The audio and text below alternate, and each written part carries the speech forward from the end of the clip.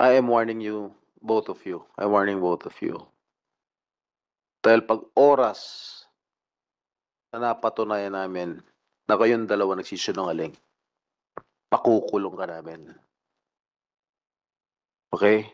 Yung dalawang amo, yung mag-asawa nung araw, yan ang lansya ng muka kay Bonita Baran. Nasintensyahan yun. Habang buhay. Reclusion perpetua.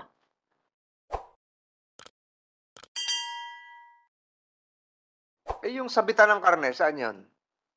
Sa taas po ng palengke. Sinabit niyo raw siya doon. Your Honor, walang katotohanan po. Your Honor, sa taas po ng palengke ang sabitan ng karne. Manang LB, may sabitan ba ng karne sa tindahan? May naiiwan po doon pag nagpakakatay po ng baka. Nag-aiwan po sila ng sabitan ng karne doon. Sabitan ng karne, ito ba yung bakal na parang letter J? Opo. Doon ka sinabit? Sinabit ka doon? Opo. Saan yun? Sa palengke o sa bahay? Doon po sa may kusina po. Meron din sabitan doon. Paano ka sinabit? Kamay lang po ng kasama ko. Sino nagutos? Si Ate Franz po. So paano? Nakatali ka sa lubid o sinabit ka doon sa damit mo? Mapupunit yon. Sa leeg po. Ha? Binuhat po. Binuhat ka pasakal? Opo. B. Yung pong boy namin, yung nagkatadtad ng karne namin. Anong pangalan? Si Ogie po. So, paano ka nagsabit? May tali ka sa leeg? May tali ka sa bewang? Paano? Wala po, binitbit lang po at binitin po talaga ako ni Kuya Ogie sa leeg na bakal.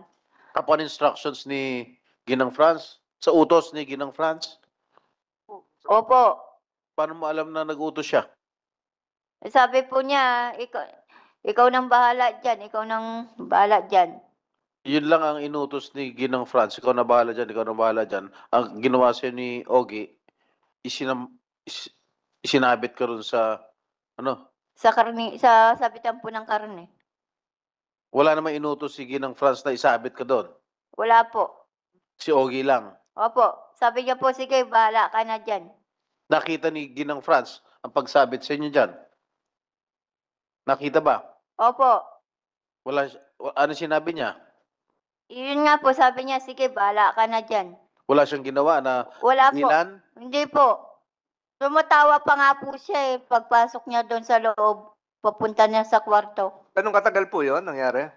Ilang minuto? Ganong katagal po yon? Parang 3 oras po. 3 oras kayo sinabit? Sa 3 minuto lang po. Ulitin natin, 3 oras, 3 minuto. 3 minuto po. Nandun si si Ginang Franz. Nagpasok na po siya sa loob, sa kwarto. Pinagtatawanan ka pa. Opo, pagpasok niya po sa loob, pagpapasok niya sa kwarto, magbibihis na.